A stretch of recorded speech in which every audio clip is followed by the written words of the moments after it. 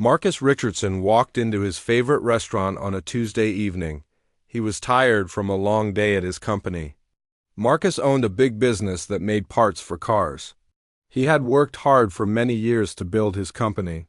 Now he was one of the richest men in the city. The restaurant was called the Golden Spoon. It was a fancy place with white tablecloths and expensive wine. Marcus came here 3 times a week. He always sat at the same table by the window. He liked to watch the people walk by on the street while he ate. Tonight something was different. His usual waitress, Sarah Chun, seemed upset about something. Sarah had been working at the restaurant for 2 years. She was always friendly and smiled a lot. But today she looked worried. Sarah came to Marcus's table with a menu. "Good evening, Mr. Richardson," she said. But her voice was not as happy as usual. She kept looking toward the corner of the restaurant. Marcus followed her eyes. In the corner sat a young girl at a small table. The girl had long black hair and was wearing a school uniform. She was doing homework. Next to her chair was a black case. It looked like a musical instrument case. "Is everything okay, Sarah?" Marcus asked. He was not usually interested in his waitress's personal life. But Sarah had always been good to him. She remembered how he liked his coffee and never bothered him when he was on business calls. Sarah looked embarrassed. "I'm sorry, Mr. Richardson. I'm a bit distracted tonight. That's my daughter, Emma. She's 12 years old. Our babysitter got sick, so I had to bring her to work with me." Marcus looked at the girl again. She was quietly working on her homework. She had not looked up once since he arrived. "That's fine," he said. "She seems like a good kid." "She is," Sarah said with a small smile. "She's very smart. She gets good grades in school, and she loves music." "That's her violin case next to her." Marcus raised his eyebrows. "She plays violin?" "Yes, she's been taking lessons for 6 years. She practices every day after school. She's very good at it." Sarah's face showed pride when she talked about her daughter. Then the smile faded. "But I don't know if she can keep taking lessons much longer." "Why not?" Marcus asked. He ordered his usual meal without looking at the menu. Sarah hesitated. She did not want to share too much about her problems. The lessons cost a lot of money, and she needs a better violin soon. Her teacher says she's ready for a more advanced instrument, but those violins cost thousands of dollars. Marcus nodded but did not say much. He knew that Sarah worked hard. Besides her job at the restaurant, she also cleaned offices at night. She was a single mother trying to take care of her daughter. "Her teacher thinks Emma is very talented," Sarah continued. "She wants Emma to try out for the youth orchestra in the city. But that would mean more lessons, more money for music books, and a better violin." Marcus watched the girl in the corner. She was still focused on her homework. "How good is she?" "Really?" he asked. Sarah's eyes lit up. "She's amazing, Mr. Richardson. She can play songs that most adults can't play. She even writes her own music sometimes." Marcus was curious now. He had never been interested in music. He thought it was a waste of time. In his world, only business mattered. Making money was the most important thing. "You know what?" Marcus said with a smile. "If she's that good, maybe she should play for the people in the restaurant. I bet she could make money that way. Then she could pay for her own lessons." Sarah's face turned red. She looked shocked and embarrassed. "Mr. Richardson, I don't think that's a good idea." But Marcus was enjoying himself now. He thought he was being funny.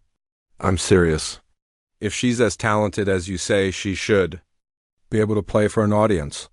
It would be good practice for her." Sarah did not know what to say. She felt ashamed that her boss was making fun of her daughter's music, but then something unexpected happened. The girl in the corner looked up from her homework. She had been listening to their conversation. Emma stood up slowly. She walked over to Marcus's table. She was small for her age, but she carried herself with confidence. "Excuse me, Mr. Richardson," Emma said politely. "I heard what you said about playing for the restaurant. I would like to do that." Marcus was surprised. He had not expected the girl to speak up. He looked at her more carefully. She had serious dark eyes and spoke clearly. "Emma, no," Sarah said quickly. "Go back to your homework." But Emma did not move. She looked directly at Marcus. You said? I could make money if I played for people. I want to try. Marcus felt uncomfortable. He had been joking, but the girl was taking him seriously. He did not want to hurt her feelings. But he also did not want to back down in front of everyone. Are you sure? He asked. There are a lot of people here. What if you get nervous? I won't get nervous, Emma said simply. I've played for people before, at school concerts and music competitions. Sarah looked worried. Emma, honey, Mr. Richardson I was just testing her, Marcus said quickly. He felt he needed to go through with his challenge now. Okay, young lady. If you can play a whole song without making mistakes, I'll give you $20. Several people at nearby tables had started listening to the conversation. Some of them smiled, thinking it was cute that a little girl wanted to play violin. Emma nodded seriously. What song would you like me to play? Marcus realized he did not know any violin songs. Whatever you want. Something people would recognize. I'll play Canon in D by Pachelbel, Emma said.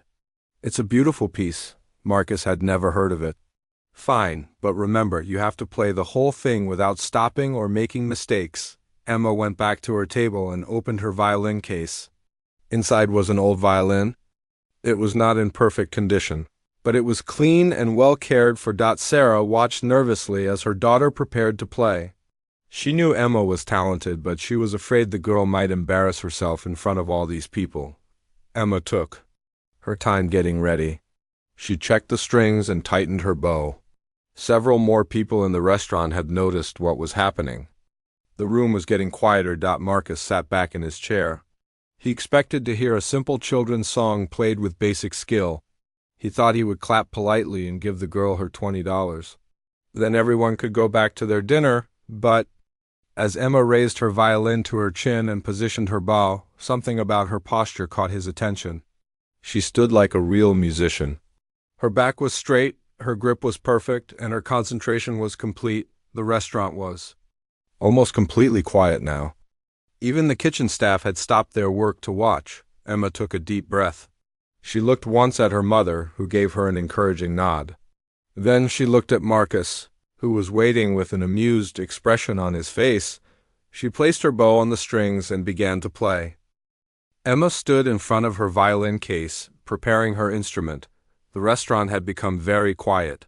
People at other tables were turning to look at her. Some were smiling, thinking they were about to hear a child play a simple song. Marcus Richardson watched from his table. He was still not sure this was a good idea. He had spoken without thinking. Now this little girl was taking his words seriously.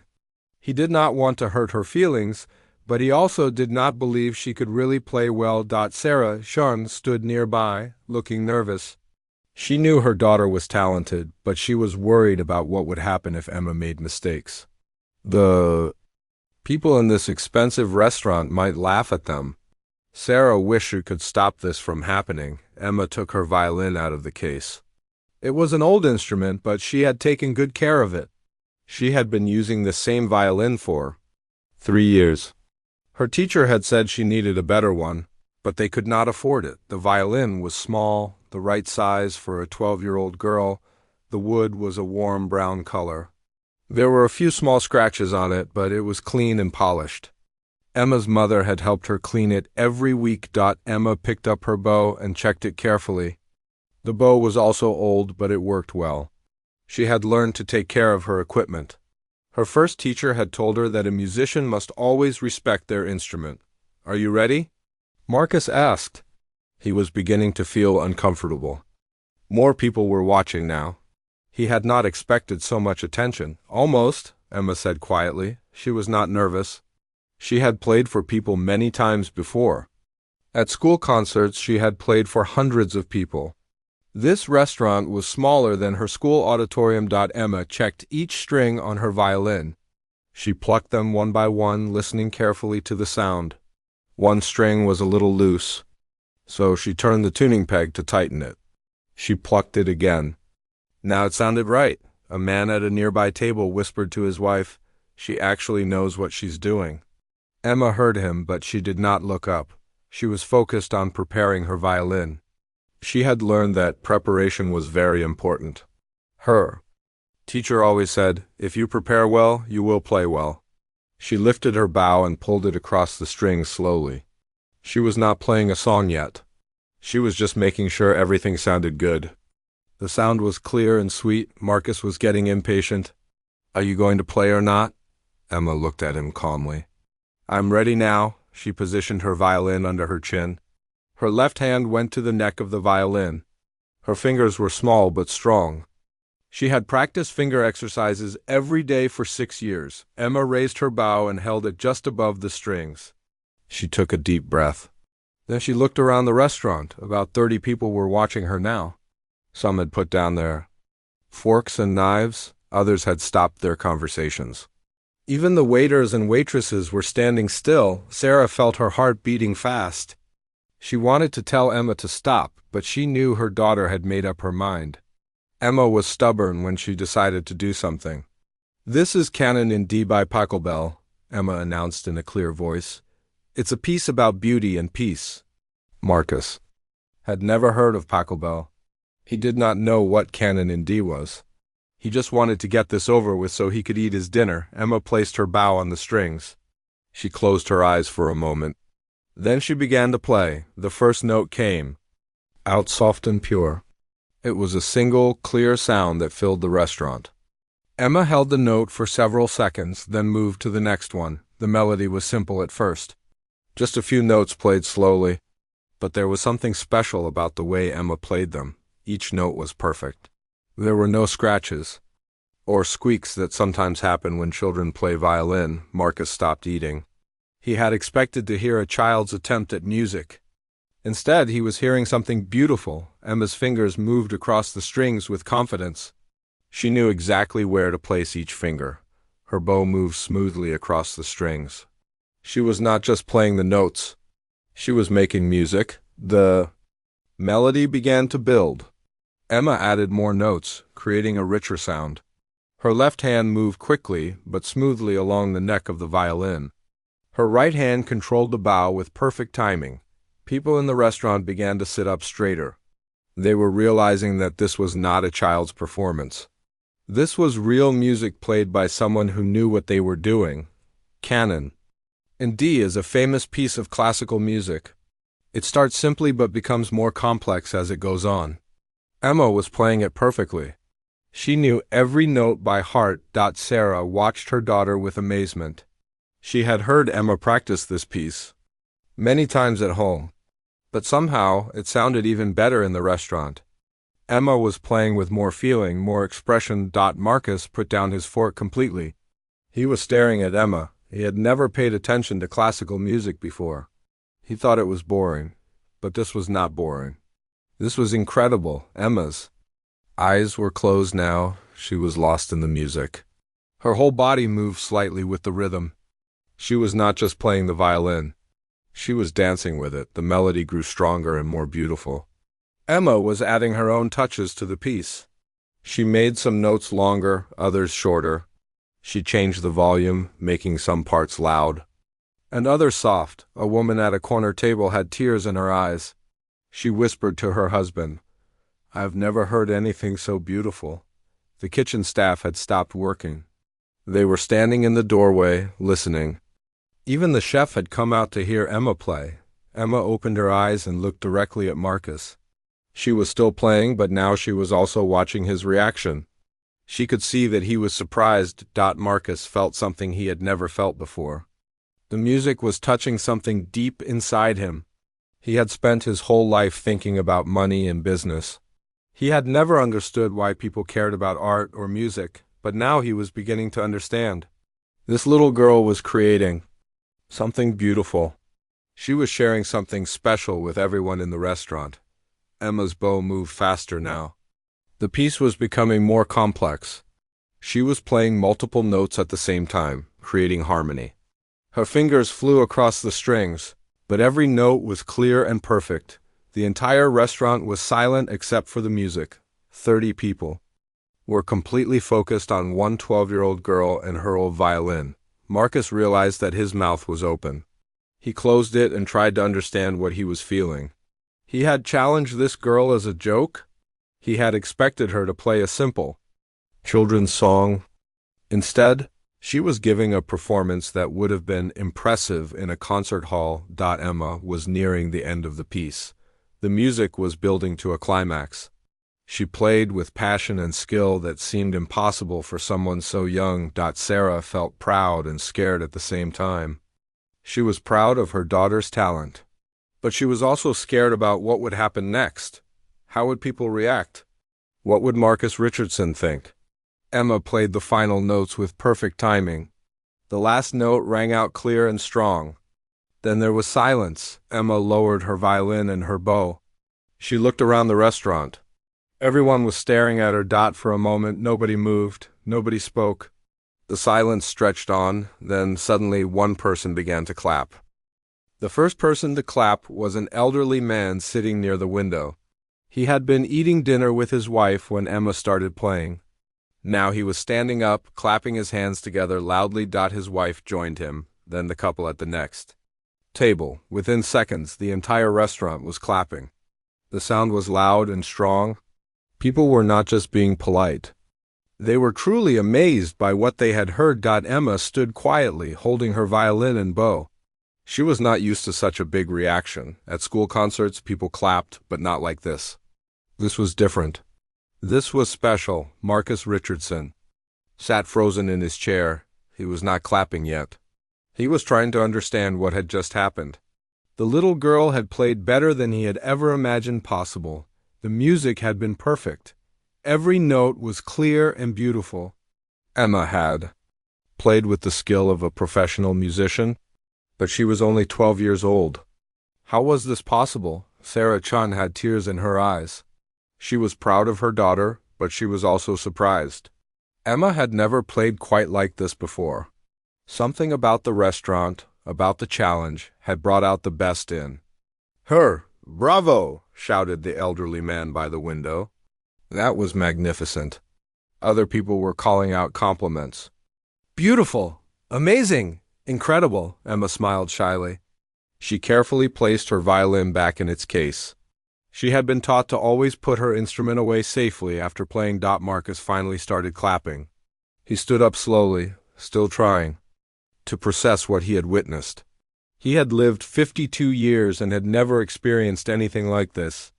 "Young lady," he said, his voice louder than usual so everyone could hear. That was ... was extraordinary. Emma looked at him with calm eyes.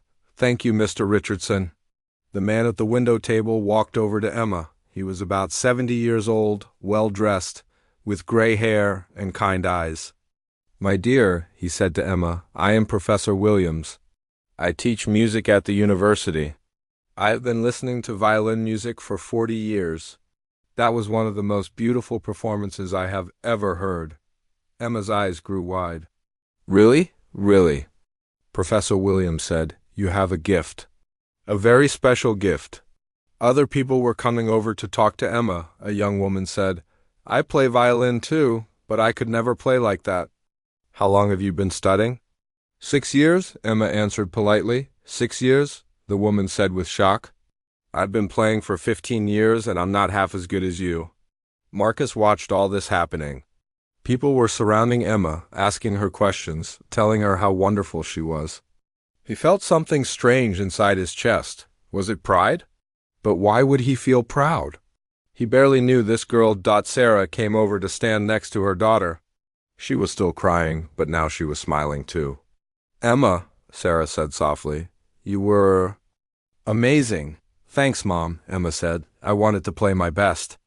Professor Williams was still talking to Emma. "Have you ever performed in a real concert hall?" "No," Emma said. "Just at school and in some small competitions?" "Small competitions?" Professor Williams asked. "What competitions?" Emma looked at her mother, who nodded for her to continue. "I won first place in the state young musicians competition."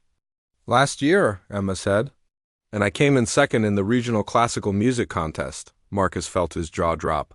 This girl had been winning competitions? Why didn't he know about this? "Professor Williams," Sarah said. Emma's teacher thinks she should audition for the Metropolitan Youth Orchestra, but we can't afford the training she would need. Professor Williams looked thoughtful. The Metropolitan Youth Orchestra is very difficult to get into. Only the most talented young musicians are accepted. He looked at Emma. But after hearing you play tonight, I think you would have an excellent chance. A woman from another table joined the conversation. I'm Mrs. Patterson. I organize charity events for the city. We're always looking for talented performers. Would you be interested in playing at our next fundraiser? Emma looked at her mother. Sarah nodded. Double quotes. Yes, Emma said. I would like that. Marcus was listening to all of this with growing amazement. 5 minutes ago, he had thought Emma was just a waitress's daughter who took violin lessons. Now he was learning that she was a competition winner who was good enough to play for charity events. The chef came out of the kitchen. He was a large man with a white hat and a friendly smile. Little girl, he said, that was the most beautiful music I have ever heard in my restaurant. You made everyone's dinner taste better, Emma giggled. Thank you. In fact, the chef continued, I want to give you and your mother a free meal. Anytime you want to come back and play, you can eat. Here for free. Other people were making similar offers. The elderly man by the window said he wanted to buy Emma a new violin. The young woman who played violin offered to introduce Emma to her teacher. Marcus felt like he was in a dream. An hour ago, he had been thinking about business deals and profit margins. Now he was watching a 12-year-old girl receive offers. And compliments from complete strangers. He looked at Emma more carefully. She was handling all the attention with grace and politeness. She thanked everyone who spoke to her. She answered their questions honestly. She was not showing off or acting proud. Emma, Marcus said, stepping closer to her, I owe you an apology. Everyone got quiet. They wanted to hear what the well-dressed businessman had to say. I didn't think you could really play, Marcus continued. I was making fun of you and your mother. I thought it would be a joke, but you proved me wrong. Emma looked at him seriously. You don't need to apologize, Mr. Richardson. You gave me a chance to play. That's what matters. Marcus felt even worse. This girl was more mature than he was. But I do need to apologize, he said. And I also need to pay you. He reached into his wallet and pulled out a $20 bill. I promised you $20 if you could play a complete song without mistakes. You earned this. Emma took the money politely. Thank you. But that's not enough, Marcus said. He looked around the restaurant at all the people who were still listening. That performance was worth much more than $20. He reached into his wallet again and pulled out several more bills. Here's $200. You earned it.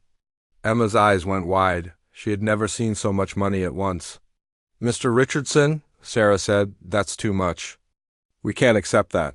Yes, you can, Marcus said firmly. Your daughter just gave us all a gift. She shared something beautiful with everyone here. She deserves to be paid for that.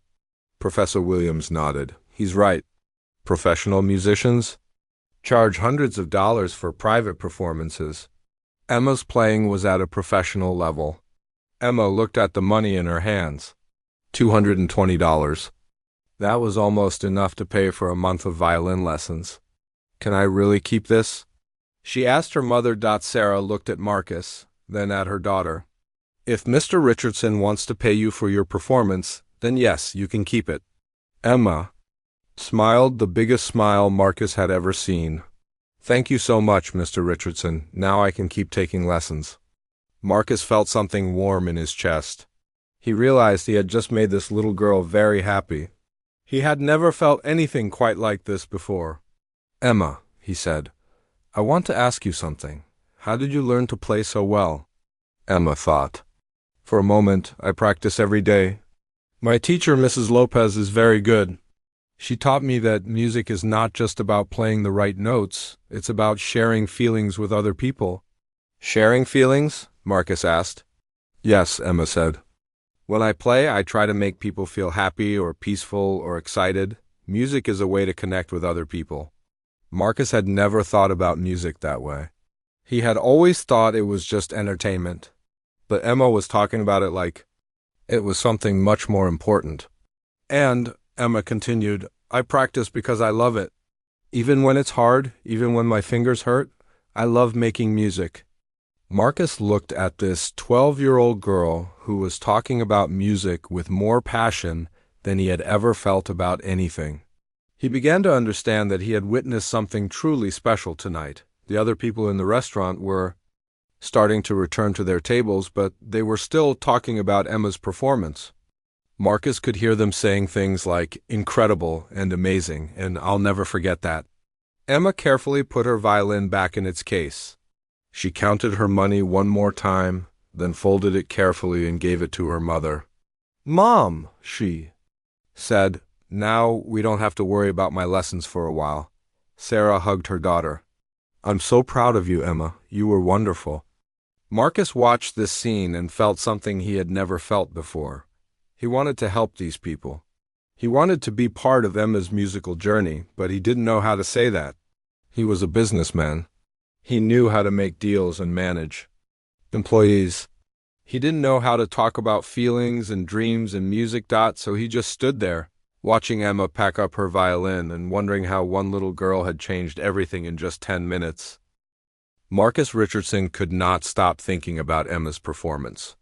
As the restaurant slowly returned to normal, he found himself watching the young girl pack up her violin. Other diners were still talking about what they had heard.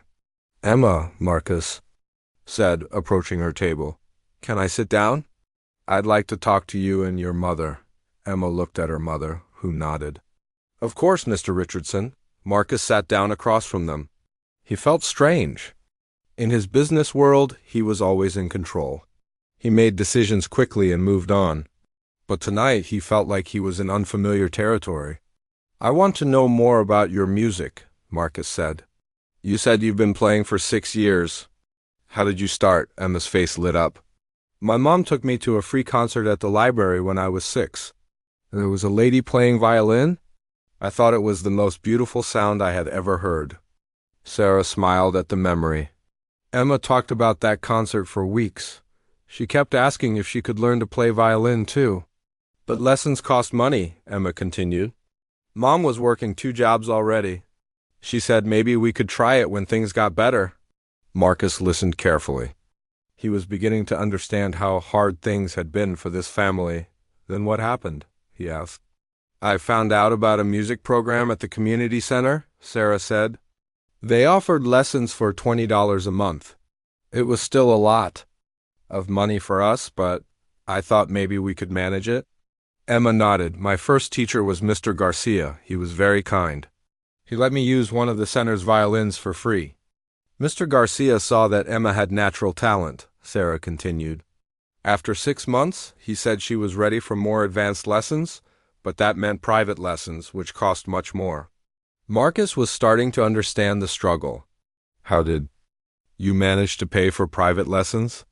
Sarah looked embarrassed. I started cleaning offices at night after my restaurant shift. I would work until 2 in the morning, then come home and sleep for a few hours before Emma woke up for school. Marcus felt a tightness in his chest. This woman had been working 2 jobs to pay for her daughter's music lessons. Mom never complained, Emma said, but I knew she was tired all the time. Sometimes I wanted to quit violin so she could rest more, but I wouldn't let her quit, Sarah said firmly. Emma's teacher said she had the most natural talent he had ever seen. I couldn't let her give up her gift because of money. Marcus was quiet for a moment. He was thinking about his own childhood. His parents had been wealthy. If he had wanted music lessons, they would have paid for them without thinking twice. But he had never wanted to learn music. He had only cared about making money. Tell me about your competitions, Marcus said to Emma. Emma's eyes brightened. Last year, I entered the state young musicians competition. There were 50 kids from all over the state. I was nervous because most of them had expensive violins and fancy clothes. But Emma played beautifully, Sarah said with pride. She won first place. What did you win? Marcus asked. A trophy and a $50 gift certificate to a music store, Emma said. I used the money to buy new strings for my violin. Marcus realized that $50 was probably a lot of money for this family. What about the regional competition? That was harder, Emma said. There were kids from 5 different states. Some of them had been playing since they were 3 years old. They had professional teachers and expensive instruments. Sarah looked at her daughter with admiration. Emma came in second place out of 120 participants. Second place? Marcus said with surprise. That's incredible. I could have done better if I had a better violin, Emma said honestly. The judges told me my technique was excellent, but my instrument was holding me back. This made Marcus think. What kind of violin do you need? A good student violin costs about $3,000, Sarah said. A professional violin costs much more, maybe $10,000 or more. Marcus almost choked on his water. For him, $10,000 was not a lot of money. He spent more than that on business dinners in a month.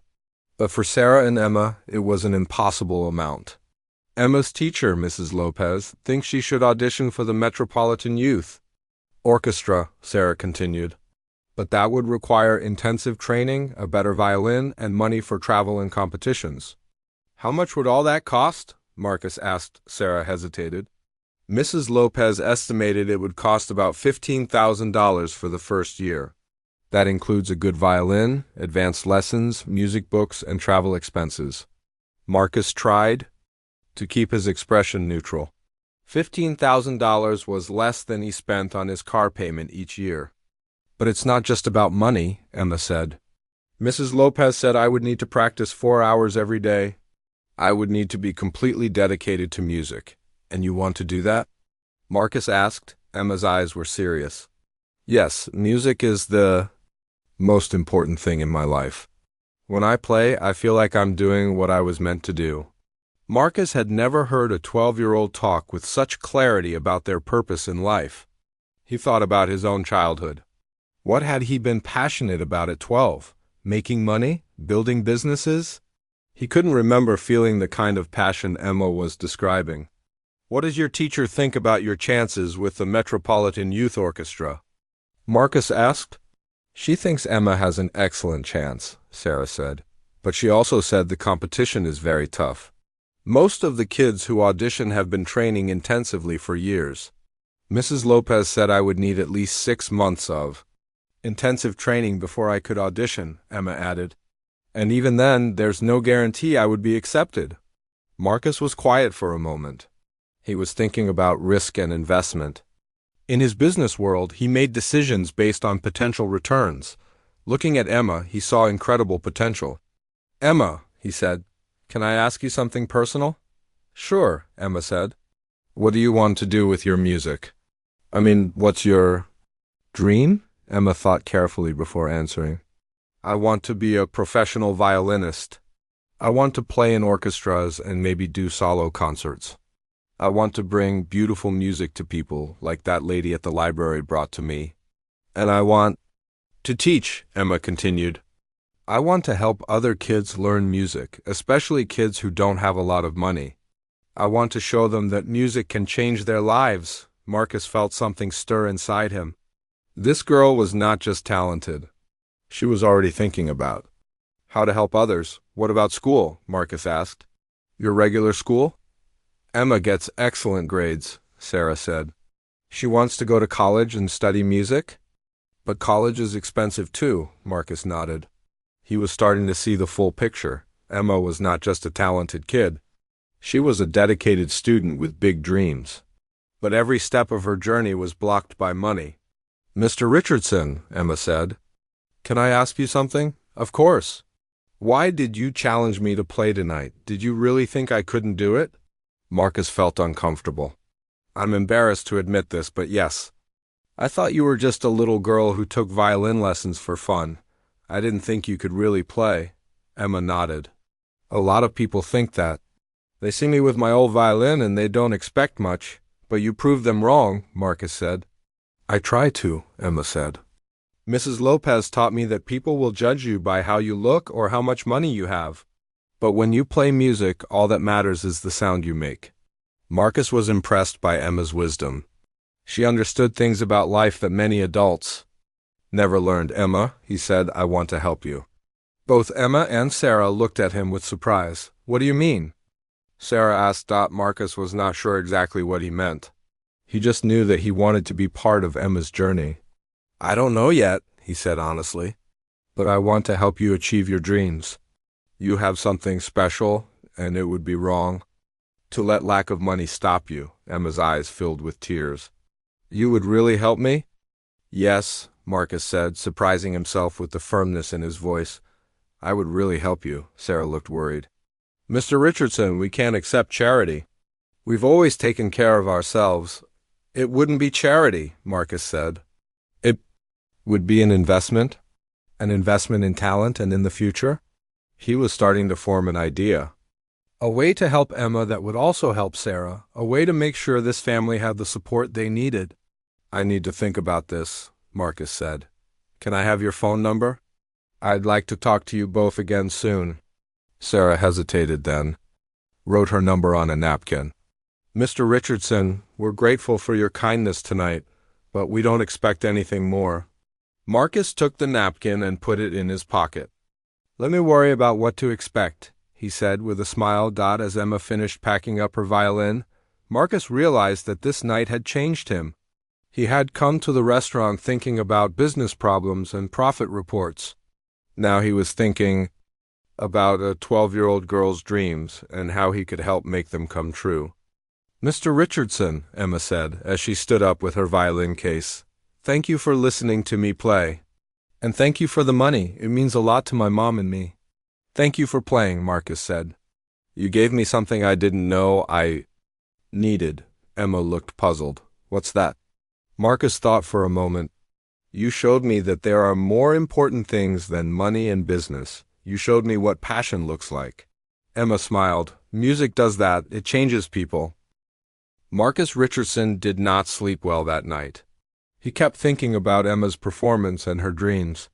By morning, he had made a decision that would surprise everyone, including himself. At 8 o'clock, he called his assistant and asked her to find contact information for Emma's violin teacher, Mrs. Lopez. By 9 o'clock, he was on the phone with her. Mrs. Lopez, my name is Marcus Richardson. I met one of your students last night, Emma-chan. I'd like to discuss her musical education with you. Mrs. Lopez was surprised. Emma mentioned that she played at a restaurant last night. She was very excited about it. She should be excited. Marcus said, she's incredibly talented. I want to help her, but I need to understand exactly what she needs. Mrs. Lopez was quiet for a moment. Mr. Richardson, may I ask why you want to help Emma? Marcus had been asking himself the same question all night. Because she has a gift that shouldn't be wasted, and because she deserves a chance to follow her dreams.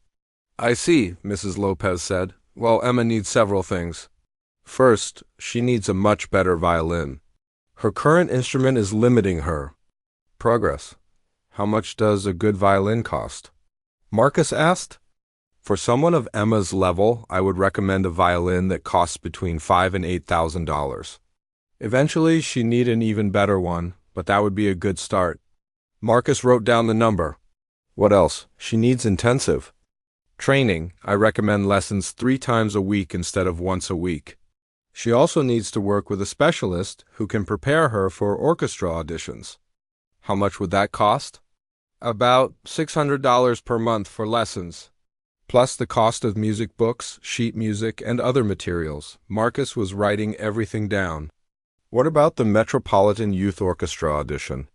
That's a big step, Mrs. Lopez said. If Emma gets accepted, there would be additional costs.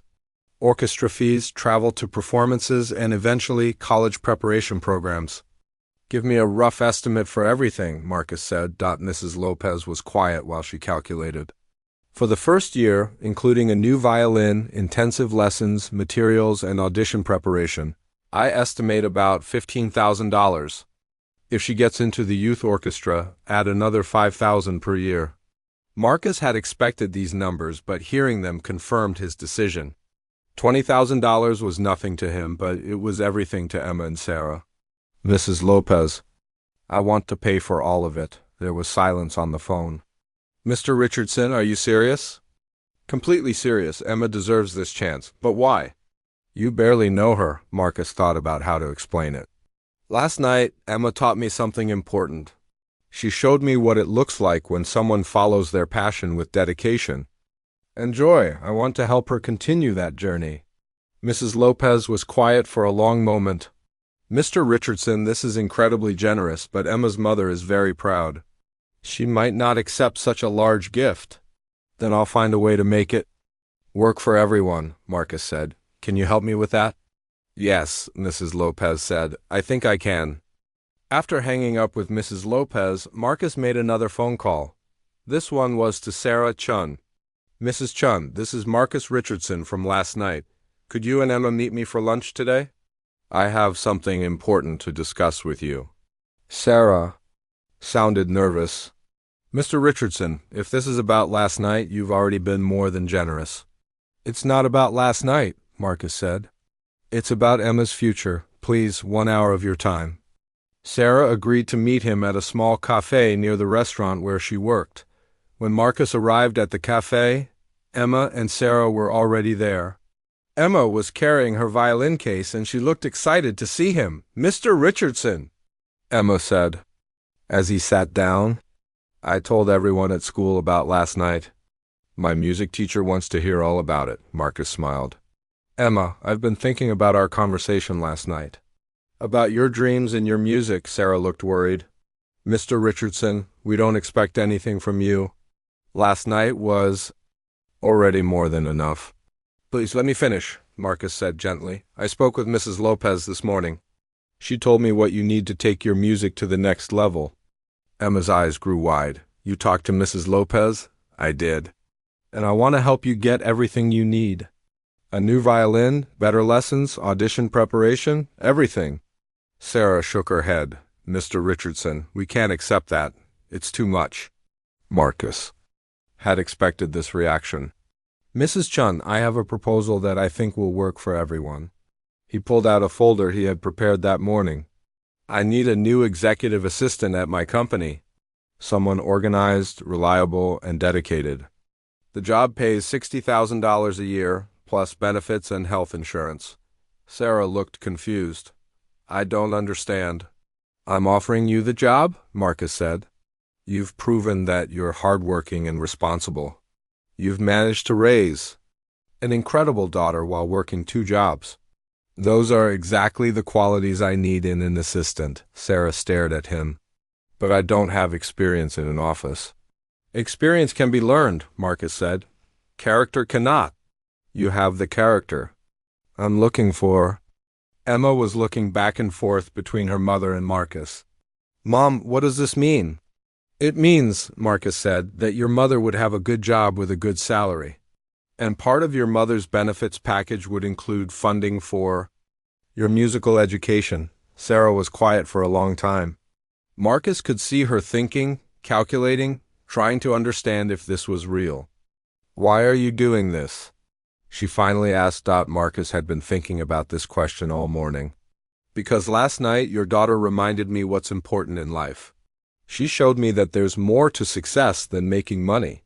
She made me realize that I want to use my success to help others achieve their dreams. Emma reached across the table and took her mother's hand. Mom, this could be the answer to everything. Sarah looked at her daughter, then at Marcus.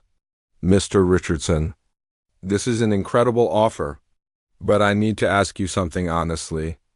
Is this a real job, or are you just trying to give us charity? Marcus appreciated her directness. It's a real job with real responsibilities. I need an assistant, and I think you would be excellent at it. The fact that it also helps Emma is a bonus, not the main reason. Sarah was quiet again. Marcus could see her wrestling with the decision. What would I have to do? She asked. Marcus pulled out a job description he had written that morning. Manage my calendar, handle correspondence, coordinate meetings, help with travel arrangements. Basic executive assistant duties. Sarah read through the description. I could learn to do these things. I know you could, Marcus said. You've already proven that you can handle multiple responsibilities. Emma was practically bouncing in her chair. Mom, say yes. Please say yes. Sarah looked at her daughter's excited face, then back at Marcus.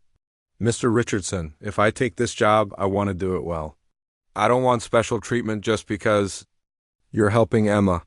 I wouldn't give you special treatment, Marcus said. I expect all my employees to do excellent work. And if Emma's music career doesn't work out, what happens then? Marcus had thought about this too. Then she have gotten an excellent education and learned discipline and dedication.